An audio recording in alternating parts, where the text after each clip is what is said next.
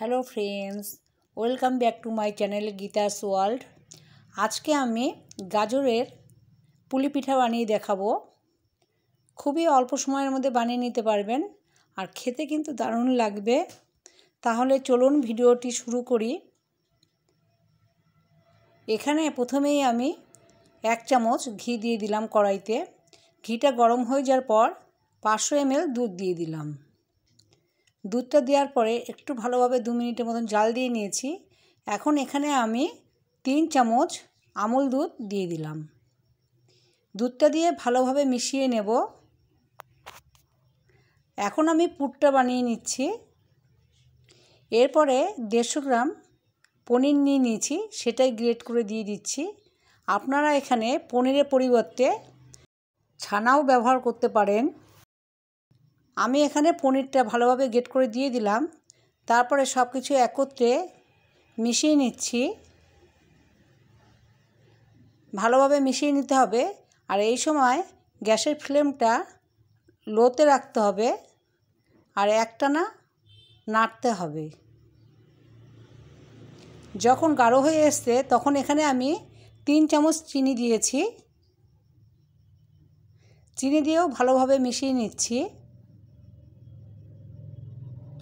আর একটা এলাচ ফেটিয়ে দিয়েছি।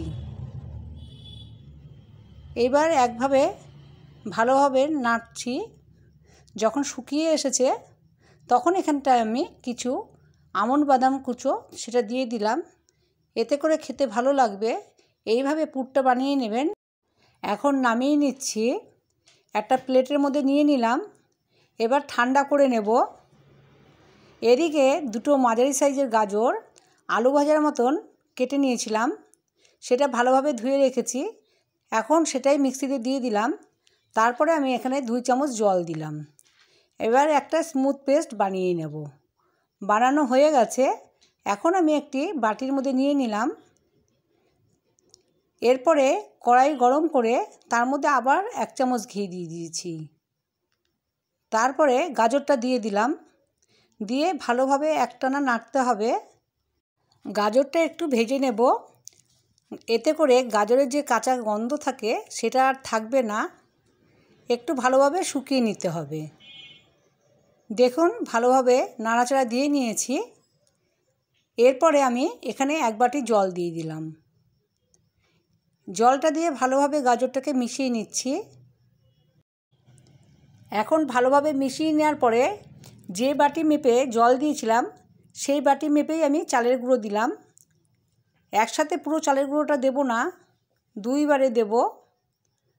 প্রথমে অর্ধেক দিয়েছি, ভালোভাবে মিশিয়ে নেওয়ার পরে বাকি অর্ধেকটা এখন দিয়ে দিচ্ছি।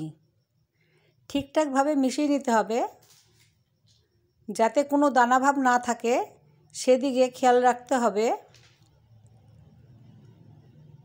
এরপরে আমি এখানে 2 চামচ চিনি দেব। চিনিটা আপনারা বাড়িয়ে কমিয়ে দিতে পারেন, যেমন মিষ্টি খাবেন তেমন দেবেন। তারপরে সামান্য নুন দিয়েছি। এখন সব কিছু ঠিকঠাকভাবে মিশিয়ে নিচ্ছি। যখন কড়াই থেকে উঠে আসবে তখন আমি নামিয়ে নেব। এইভাবে 5 মিনিটের মতন ভালোভাবে জাল দিয়ে নেওয়ার পরে নামিয়ে নিচ্ছি।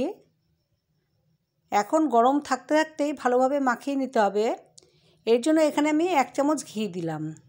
এই ঘিটা দিয়ে মাখলে খেতে কিন্তু খুবই ভালো লাগবে। একটু সময় নিয়ে মাখিয়ে নিতে হবে।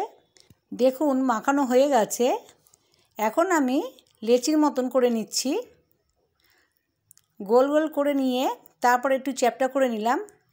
এরপরে যে পুরটা বানিয়ে রেখেছিলাম পনিরের, সেই পুরটা দিয়ে নেব। পুরটা দেওয়ার পরে মুখটা ঠিকঠাকভাবে সিল করে নিতে হবে। আমি পুলি পিঠার মতন শেপ দিয়ে নিচ্ছি। আস্তে আস্তে ধরে ধরে মুখটা ভালোভাবে আটকে দেব। বানানোও সহজ আর খেতে কিন্তু দারুণ লাগবে। যদি ভিডিওটা ভালো লাগে তাহলে লাইক দিতে কিন্তু ভুলবেন না। আর যে সকল বন্ধুরা এখনও সাবস্ক্রাইব করেননি প্লিজ একটা সাবস্ক্রাইব করে দেবেন। দেখুন প্রত্যেকটা আমি একইভাবে গড়ে নিচ্ছি। বাকিগুলো সেম প্রসেসে গড়ে নেব। দেখুন আর একটা আপনাদের দেখিয়ে দিচ্ছি। এইভাবে প্রত্যেকটাই আমি বানিয়ে নিচ্ছি। বানানো হয়ে গেছে।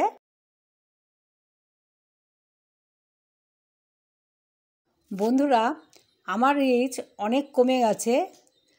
আপনারাই পারেন আমার রিচটাকে ঠিকঠাক করে দিতে।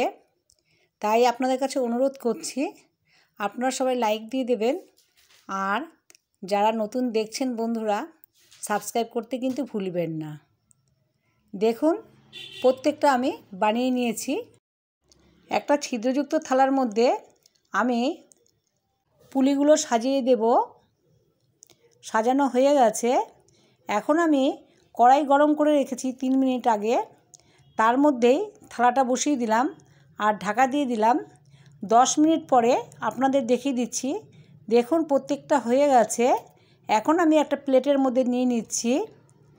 দেখুন বন্ধুরা, দেখতে কতটা সুন্দর হয়েছে, খেতে কিন্তু অসম্ভব মজার হবে। এইভাবে চটজলদি বানিয়ে নিন।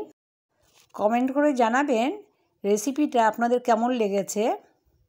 এবার আমি একটা ভেঙে দেখিয়ে দেব। দেখুন বন্ধুরা, দেখতে কতটা লোভনীয় হয়েছে, খেতে কিন্তু দারুণ লাগবে। আজ এই অবধি।